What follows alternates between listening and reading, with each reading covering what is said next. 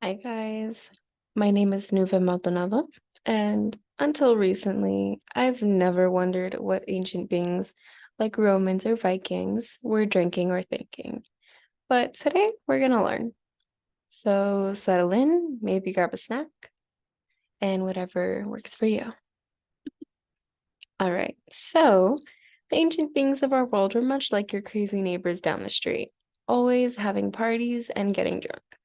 But they weren't necessarily alcoholics according to today's standards. They were just doing what everyone else was doing.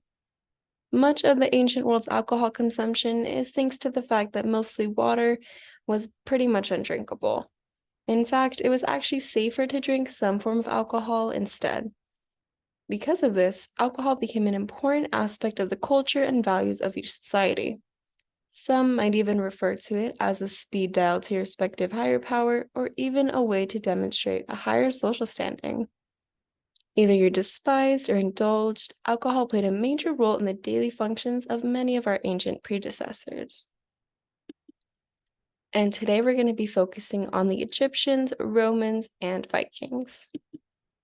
Starting off in ancient Egypt, located at the edge of the African continent and just along the Mediterranean Sea, much like the rest of the world, the ancient Egyptians used alcohol as a symbol of status and elitism.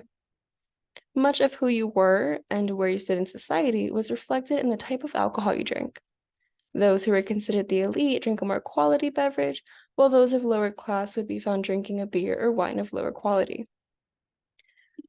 But before we write them off as merely superficial drinkers, the ancient Egyptians actually had other purposes for alcohol, including medicine. According to the Ebers Papyrus, which is actually the oldest written form of medical knowledge, and a lot of our modern day knowledge is because of the Egyptians. But, anyways, sweet beer was actually used for a variety of ailments, such as stomach and digestive issues, dementia, and even death. Not sure how exactly sweet beer helps with death, but at least they were onto something. Once ancient Egyptian elites learned they could import higher quality beverages, they did just that. A man named Alexander Hoff would later write that the Egyptian elites would be seen with exotic imported wine and exclusionary wine practices. They were like the ancient mean girls, telling the common people, you can't drink with us. Now, as much as I absolutely love Cleopatra's home state, we're going to take a nice swim across the Mediterranean Sea to ancient Rome.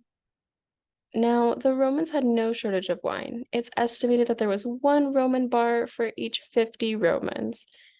In these bars, you may find hot food, gambling, and even prostitution, depending on the type of bar.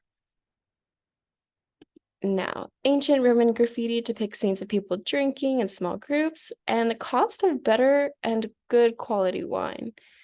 The drinking culture was a little different in Roman culture, and more specifically, the societal views of beer and wine. Now, wine was viewed as the preferred beverage of choice, whereas beer was actually looked down upon. The best example of a mind-altering use of wine is Horace's poetry around 50 BC.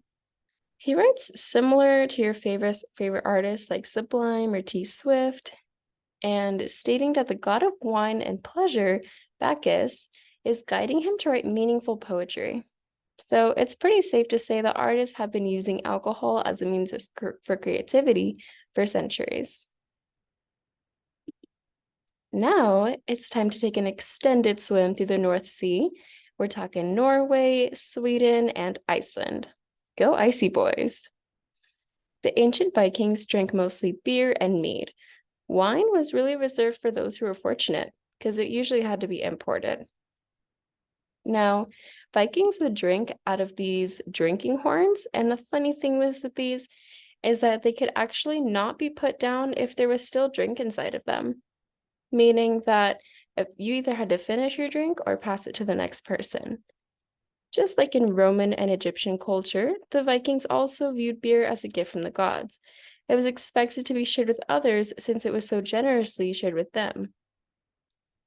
Now, according to the Volsung saga in the Viking sagas, a guy named Sigmund, well, his dad suspected that a man named Borgid is planning to kill his son. So, Sigmund does the fatherly duty and keeps taking the drinking horn in order to protect his son. But as time goes on over the feast and his manhood is insulted multiple times, he finally takes a drink and is poisoned. And this pretty much just goes to show how abnormal it was to not drink at a feast or any other social gathering, and it was pretty much understood by everyone. Now, it's safe to say that no matter the type of alcohol, it played a major role in the social attitudes and structures of each culture. Some things just never change. Huge thanks to all of my sources, and thank you for learning with me today and your time.